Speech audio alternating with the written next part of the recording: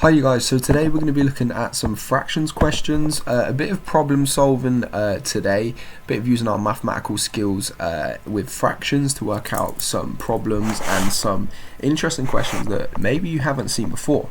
Okay, so starting off, which fraction can be simplified to 5/8 and has a denominator of 40? So let's write out our fraction here, 5/8, 5/8, okay? And we know already that our denominator is 40, okay? So our answer is something over 40. So straight away we want to look at our denominators here. So we know one is 8 and one is 40. So we need to work out how we got from 8 to 40. But first we're going to work backwards. So how do we get from 40 to 8? So if you need to do the division here, maybe bus stop method or whatever is your preferred method, please feel free to do so. But I'm just going to do it a simplified way. Okay, 40 divided by 8 equals 5.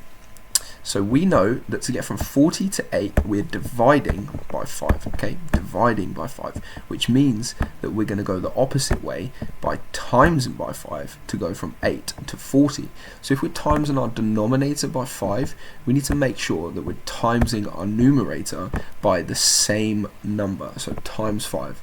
5 times 5 is 25.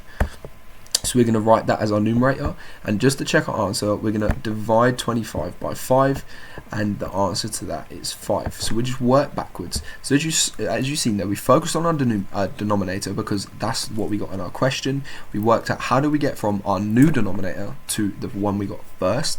Well, we divided by 5. So to get back and forth from our numerator to our denominator, we're timesing by 5, which means that we have to times our numerator by 5 to get to the next numerator. Okay, well, which fraction can be simplified to 5/8? So again, we have 5/8 here like so, and has a numerator of 40. Okay, so this time we're focusing on the numerator, the top number. Numerator is the top number, denominator is the bottom number of the fraction. So it's the exact same thing. How do we go from 5 to 40 and 40 to 5? Again, if you need to use your division methods, that's absolutely fine, but 40 divided by 5. If you know your 5 times table as well, that would be great and very handy. And the answer to that is 8, okay? 8. So to get from 5 to 40, we're timesing by 8, and to get from 40 to 5, we're dividing by 8. So if we're doing that for our top number, you know the drill, we have to do the same for our bottom number. So we're going to times 8 by 8. Bit of a tricky question, but if you know your 8 times tables or you need to work it out, that's absolutely fine. But we go 8, 16, 24, 32, 40. So that is 5 lots. Sorry, 40, we're going to keep going, 48, 56 and 64, that is 8 lots of 8. So 8 times 8 is 64. So our fraction has a numerator of 40 and a denominator of 64. And if we divide it by 8, we get 8. If we divide it by 8, we get 5. 5/8. So carrying on looking at some missing values this time. Okay, we got to work out our new fraction, our simplified fraction. So first of all, let's look at the fraction we've been given. 2 plus 14 over 3 plus 17. Okay, well, let's add these numbers together to get one whole fraction. So 2 plus 14 is 16, and 3 plus 17 is 20. Okay, so we know what our fraction looks like now. Now we just need to simplify it. So we need to find the highest number possible that is that goes into each of these numbers. So what is the highest number that 20 is divisible by and 16 is divisible by? If you can see that straight away, that's great, but you can always go a lower number and just keep simplifying it down. But we're just going to divide by 4 because we know that 4 times 4 is 16, so we can and 5 times 4 is 20. Okay, so 4, 8, 12, 16, that is 4 lots of 4.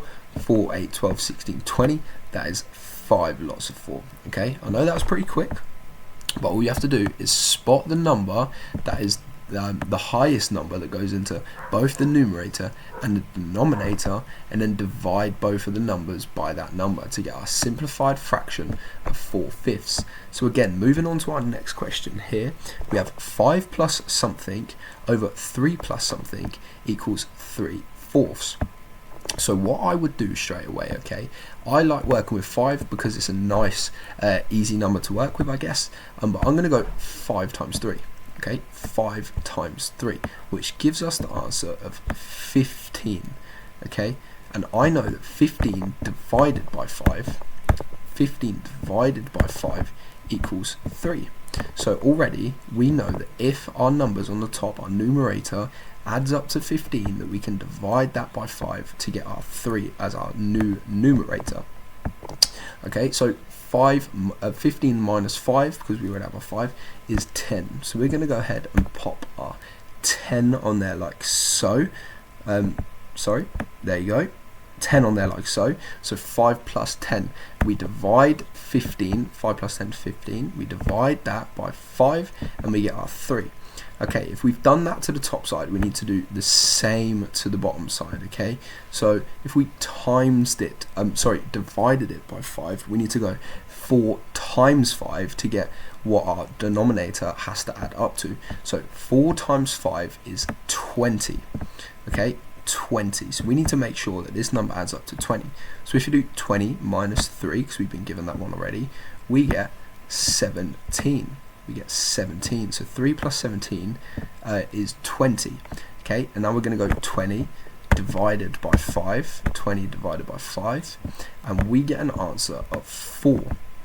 So there you go. We have our fraction of 3/4. So it's all about making a number that is divisible, which is divisible and can be simplified into our answer.